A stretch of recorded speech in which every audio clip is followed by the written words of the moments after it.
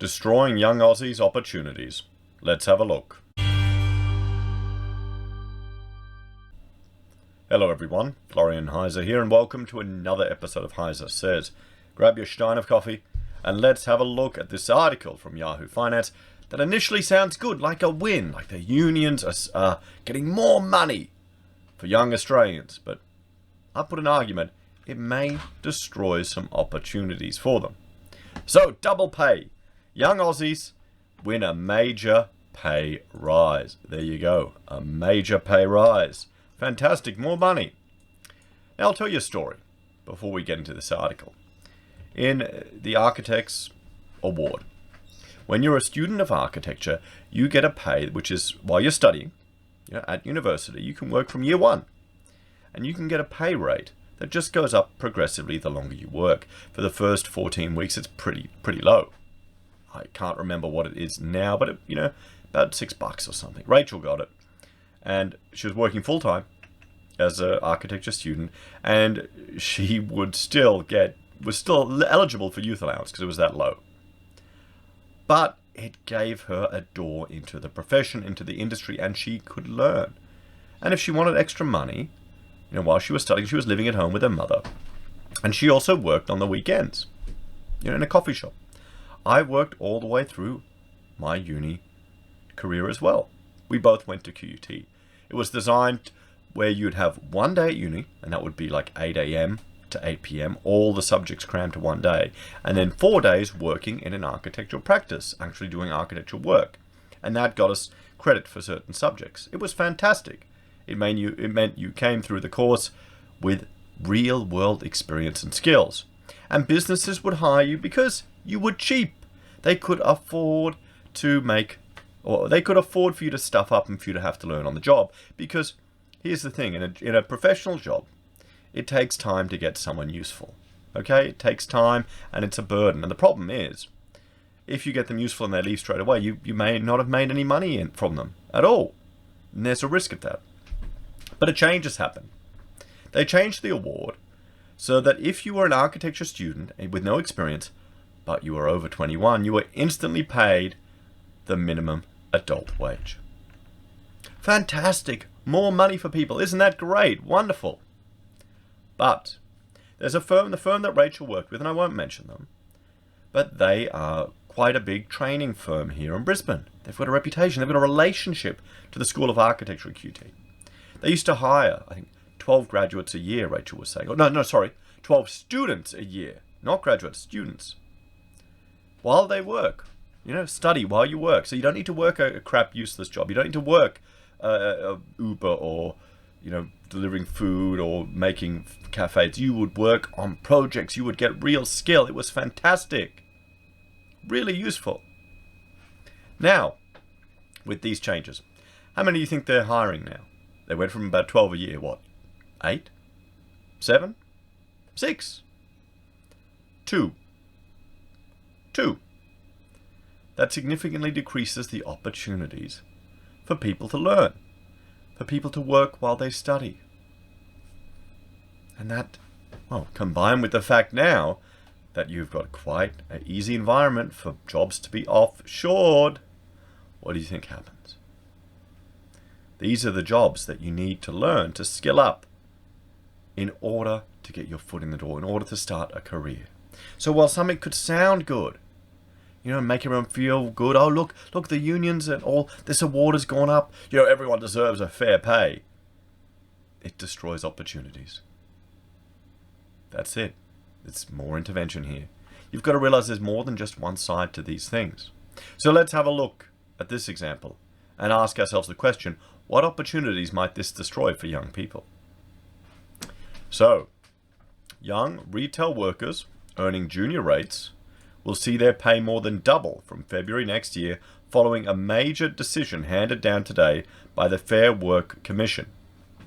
The Fair Work Commission's decision follows an application from SDA, the National Retail Workers Union, and means junior rates will no longer apply to teenage and young adult workers who are level 4 employees or above.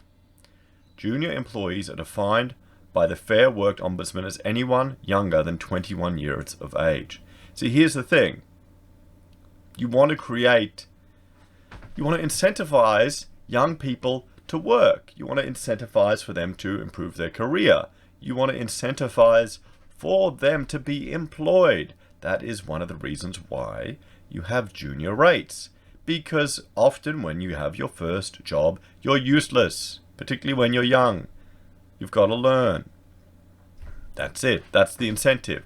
That's the incentive. I mean, look at it. They're throwing now credits to actively discriminate against older people to get young people working, because the danger is they're young workers.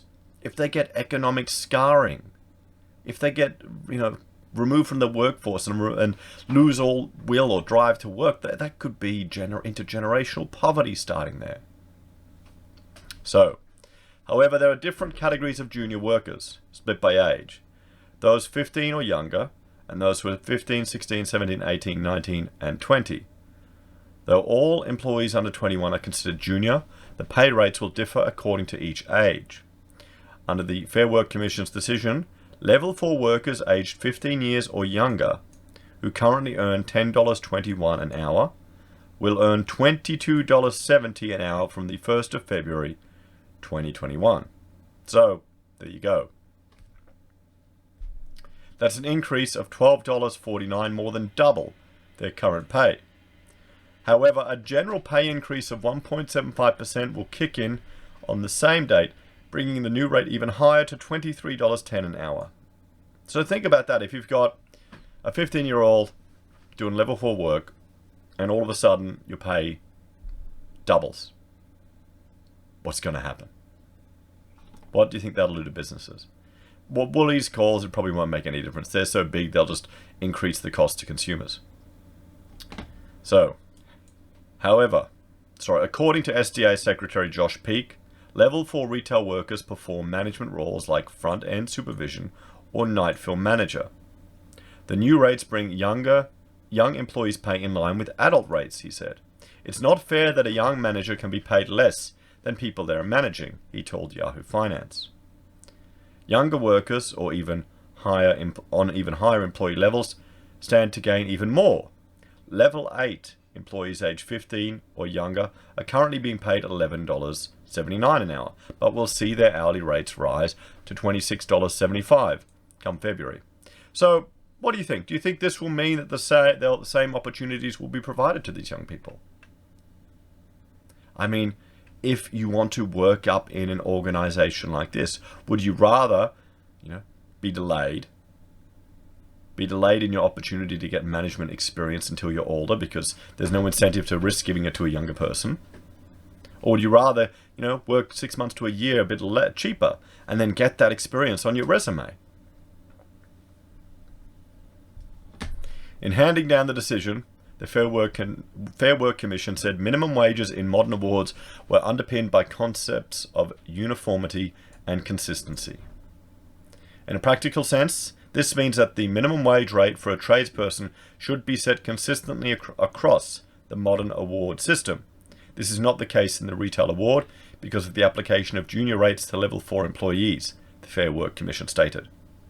The previous arrangement discriminated against both adult and junior workers according to the union. Junior employees could be favoured over adults because of the lower rate, yet that's the whole point. That's the whole point. It's to give people an incentive to hire less experienced people. Maybe the issue is here that your adult employees, here's the other question, maybe your adult employees are being paid too much. Maybe the award's too high. That's never considered, is it? Remember, this minimum wage, this is not determined by the market. This is by a central planning authority. Okay? This isn't market rates. So that's why we have a level of unemployment that's never going to disappear. Because of this. It's artificial. So if you've taken advantage of one of these minimum wages, if you've gotten a job, you now have a duty of care to all the people that don't have the capabilities to actually perform at that level. Because they are being priced out of the market. Just remember that, guys. This creates unemployment. And it drives up costs, too. So, the Fair Work Commission decision represents another important step in securing fair pay for junior employees, the union believes. Younger workers are an important part of the Australian workforce, and the SDA will continue to fight for their rights and fair treatment at work. So it sounds all good, and I'm sure a lot of people will be very happy until their hours get reduced, or until promotion opportunities disappear. What do you all think, everyone? Let me know your thoughts and opinions in the comments below. Do you think this is a win for the workers? Do you think people realize that things like minimum wages and these interventions in the market are completely artificial and actually cause unemployment and remove opportunity for people? Often, those, in the greatest level of poverty, prices them out of the market. You need to, if you want to earn good money, you need to get skills, and to get skills you need to work. And if the incentive to getting you a job is you half the cost of someone else with more experience and a bit older, maybe someone will give you a shot. That could be enough to turn someone's life around. Well, thanks to the SDA, those doors are now closed. There you go. As always, let me know your thoughts and opinions in the comments down below. Please like, share, and subscribe to the channel. If you're a fan and want to support the content I create here, there are a few ways you can. You can join us on YouTube or Patreon. You can support us using our affiliate links at Amazon, eBay, Independent Reserve or Kucoin, or AussieBroadband. You can buy merch from HeiseSays or Teespring. You can use Gold Pass from the Perth Mint, or support us via PayPal. Take care, everyone. I'll see you next time.